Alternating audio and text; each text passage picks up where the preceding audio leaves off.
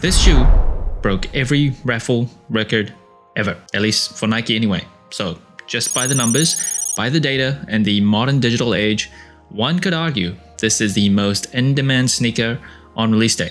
Now, if you're remotely into sneakers, you probably know this is one of Travis Scott's Jordan brand collaborations.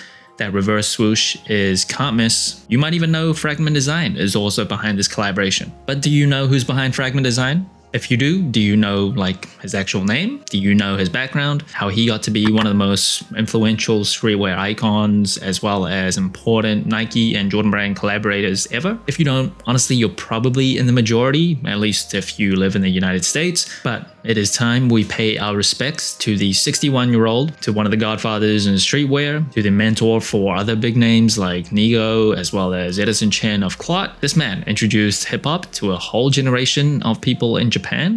This is Hiroshi Fujiwara, the founder of Fragment Design. Hiroshi Fujiwara was born on February 7 in 1964 in Ise, Mie Prefecture on the island of Honshu, Japan. It is the home to the sacred Shinto shrine and referred to as the Holy City. Now, I don't actually know if locals themselves call it that, or it's one of those things foreigners and tourists just dubbed the Holy City and pretended everyone in Japan actually refers to it as the Holy City.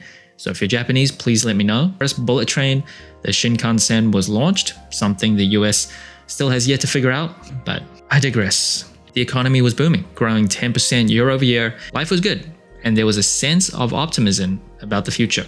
But was this type of Japan Fujiwara was born into?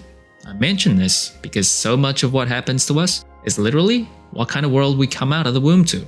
If Fujiwara was born 20 or 40 years earlier, he might have been designing clothing and sneakers for Japanese soldiers instead of for the rest of the world. The Japan he was born into was friendly with the United States, at least officially. They were allies and became a trusted partner to the West in Asia, which was America's long-term goal after World War II. Japan, a former foe, is by treaty to be elevated to partnership as an ally.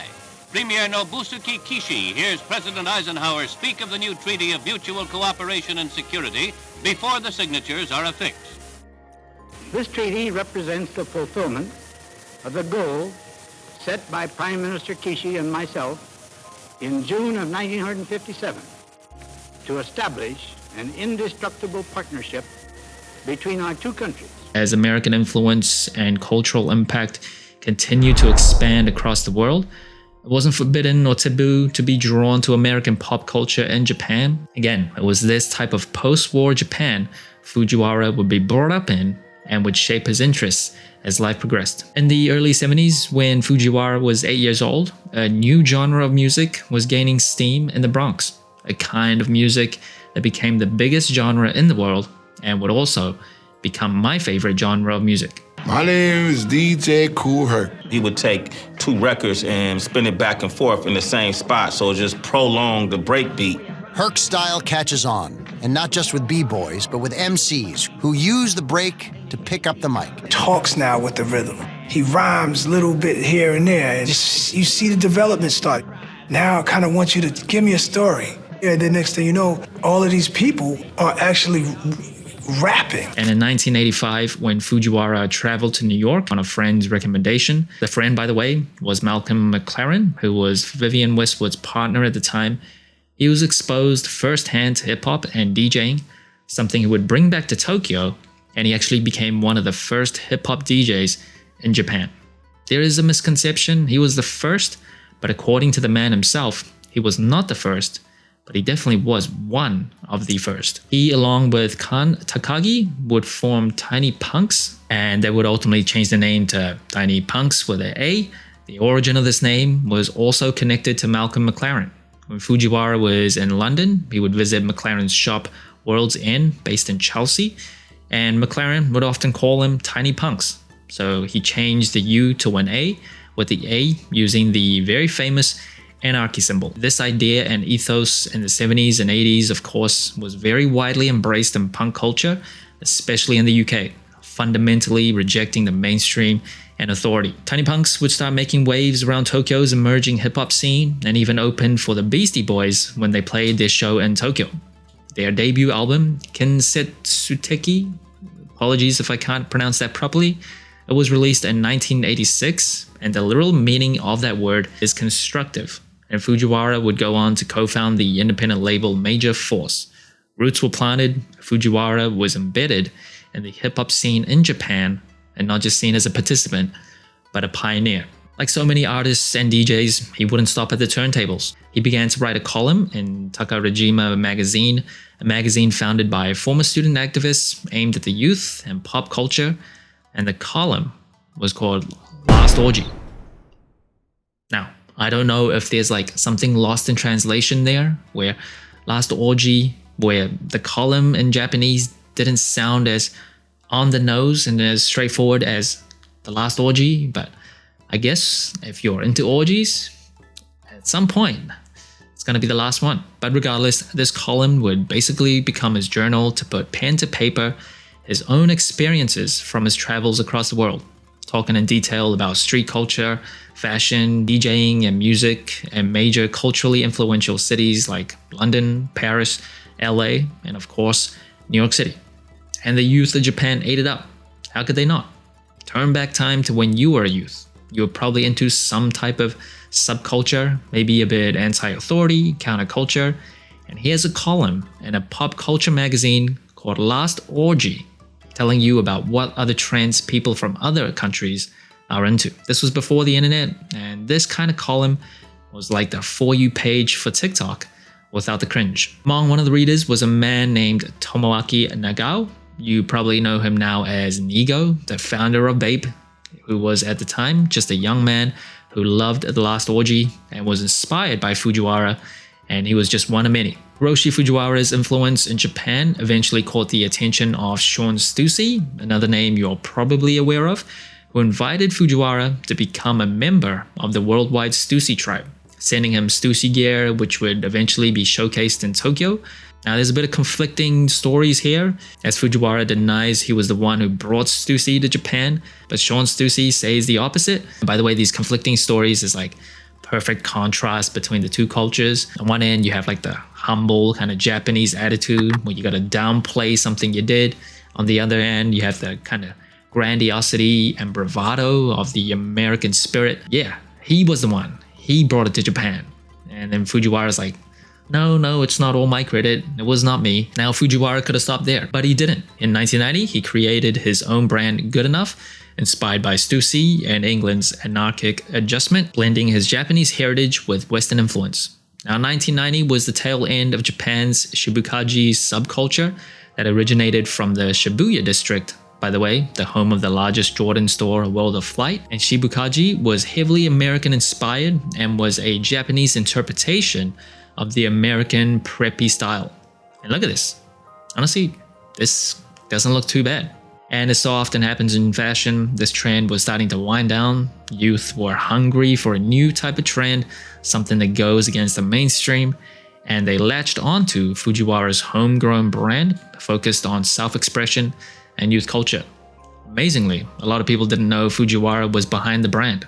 In his own words, he thought, if I attach my name to the brand, only people who like me would buy it. They wouldn't be able to see the clothes for what they were. What a novel concept. Buying something because you just simply like it, and not because of who it's associated with. Now, I could make another whole video centered around the brand, but in short, Fujiwara adopted the scarcity tactic. There's quite a few different business class type of articles that talk about Supreme's strategy of scarcity. But Good Enough was already there, and they'd release collections that were super limited, resulting in increased desirability and hype behind the brand. Fujiwara was no longer just a successful DJ, add fashion entrepreneur to his resume. 3 years after founding Good Enough, with the brand attaining cultural relevancy, Fujiwara founded the opening of Nowhere, taking inspiration from the Beatles song Nowhere Man, located in Yura, Harajuku. And that means the back streets of Harajuku, where Bape and Undercover were first sold. Now, those two brands, I'm sure they sound familiar. A Bathe and Ape was founded by Nigo, and Undercover was founded by Jun Takahashi, both mentored by Fujiwara, who was under Nowhere, where Fujiwara would help up-and-coming designers launch their own careers, and would go on to turn Harajuku into a center of youth innovation, street culture, and Japanese fashion. A quick interjection here, I think in 2025, you undoubtedly have at least heard or seen some of South Korea's influence in mainstream culture. It's kind of hard to ignore with K-pop, movies like Parasite, TV shows like Squid Game, K-pop Demon Hunters, of course. But back in the 90s, the beacon of culture and fashion and coolness in Asia really did stem from Japan, and Fujiwara was firmly entrenched at the forefront of that influence. It wasn't all sunshines and rainbows though. In 1994, Fujiwara and Jun Takahashi would team up and launch AFFA, Anarchy Forever, Forever Anarchy. They were heavily inspired by 1970s punk culture, with every item being handcrafted and sold in super limited quantities. And even though people who were aware of the brand and were able to get their hands on the clothing really appreciated it, with people camping out for over a week in 1997 outside their temporary storefront, the niche was so narrow in scope that it didn't see the type of broad appeal that Good Enough did. So eventually in 2005, AFFA went into hiatus, with some items dropping in 2009, and in 2011 it re-emerged as Assemble, but the brand's last drop was in 2013. By the early 2000s though, Hiroshi Fujiwara would be firmly cemented, particularly in Asia, as a fashion and streetwear influencer. Not the type we now know, but the OG type of influencer, and after doing some consulting work for Nike in the 90s, he would catch the attention of Tinker Hatfield and Mark Parker, both from Nike, of course. One designed a bunch of Air Jordans, a legendary designer. Parker would go on to become the CEO of Nike, and together they'd form HTM, the acronym of each of their names, an experimental lab which would drop limited releases, working on shoes like the Air Force One, Air Presto Rome, and it carved out a template for collaborations that still shape the industry today. Elevated materials, design tweaks on iconic silhouettes, but of course one thing at a time is not how Fujiwara likes to live. So in 2003, Fujiwara conceptualized Fragment Design, a label that wasn't a clothing or streetwear brand, but a design agency and consultancy. This allowed him to work with other brands in different industries, this Nintendo Switch, this keyboard, this Beats by Dre collaboration, all the brainchild or brainchildren of Fujiwara, along with whoever he was collaborating with. And in 2010, Fragment Design would drop the Nike Dunk High City Pack, using one of the most iconic silhouettes to pay tribute to New York City, London, and Beijing.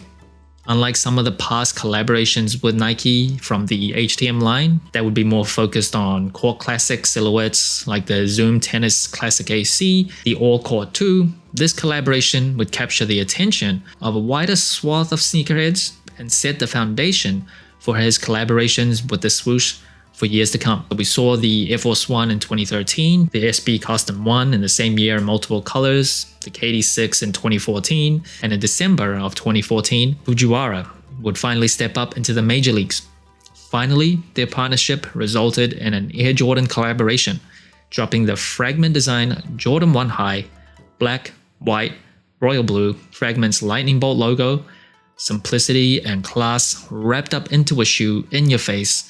And if you don't think this shoe is beautiful, you are wrong and you don't deserve feet. This collaboration would become a grail, still fetching over $2,000 on the secondary market, and firmly set Fujiwara as one of the most important collaborators Nike or Jordan brand had in their arsenal. Didn't stop there, of course. We need more. We just need more. We got the Jordan 3 and Jordan 35 in 2020. There was that Jordan 3 sample he wore in a Nike panel in Hong Kong. And on July 29th of 2021, he teamed up with another Nike and Jordan brand non-athlete, but very influential nonetheless, Travis Scott, to drop the Fragment Design Travis Scott Air Jordan 1 High. Safe to say, this is an absolute grail for a whole generation of sneakerheads. Perhaps not to people who aren't too influenced by Travis Scott's music. I personally think the 2014 Jordan 1 is better, but definitely to a slightly younger generation. But regardless, there is no doubt this shoe helped Fragment and Travis Scott and the Jordan 1 reach another pinnacle. But it didn't stop there. Oh no, it didn't. A few weeks later, the Jordan 1 low dropped, and again, you are a liar if you don't think this is a beautiful shoe. The reverse swoosh I couldn't care less about, but the colors on the most wearable sneaker ever that's used here, without a doubt, this is one of the best sneakers ever made. After that release, Fragment would continue to drop collaborations independently of Travis Scott, like the Fragment Clot Nike Dunk Low. It's silk, our classic silk.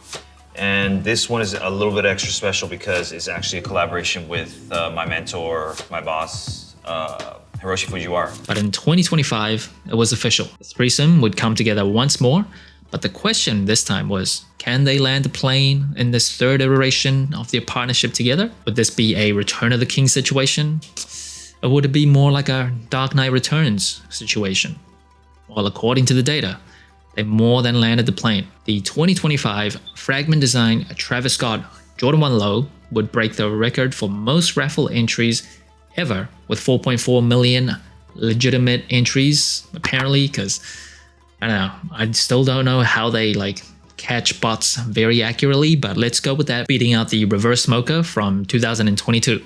And at the time of recording this video, there seems to be 3 more colorways of the Jordan 1 with Fragment design and Union this time, and I'm sure that'll once again break the internet. But how many of those 4.4 million that entered their name to get a shoe could name Hiroshi Fujiwara? Perhaps that's what he wants. Just like when he launched Good Enough, he wanted to be anonymous behind the brand so people would buy the product without knowing who it's associated with and genuinely love the product itself. But in an act of youthful rebellion inspired by Fujiwara's career, I wanted to defy his wishes and create this video so hopefully a few more people would know the man behind the hype. So that's it. Thanks for watching. Soul Inclined. Like, subscribe, comment, all the good stuff. And remember, tomorrow may never come to wear your shoes.